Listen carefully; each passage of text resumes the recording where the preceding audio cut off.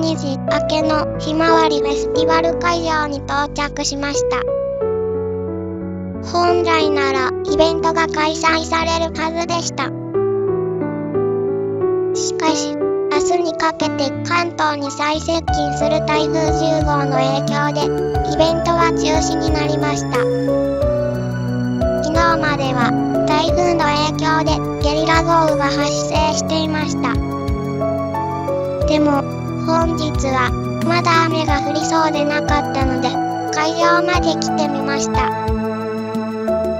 例年100万株のひまわりが咲き乱れる会場ですが、ゲリラ豪雨の影響で結構ダメージを受けているようです。畑の中はかなりぬかるんでいました。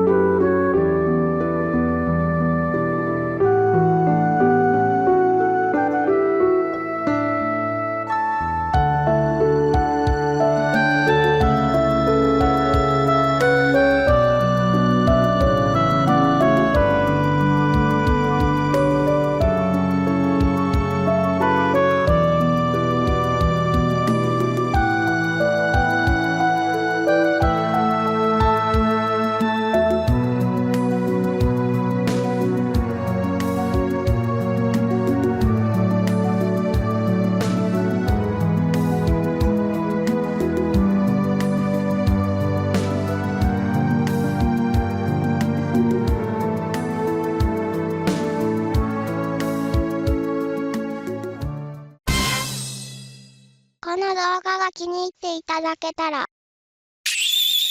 チャンネル登録、高評価をお願いします。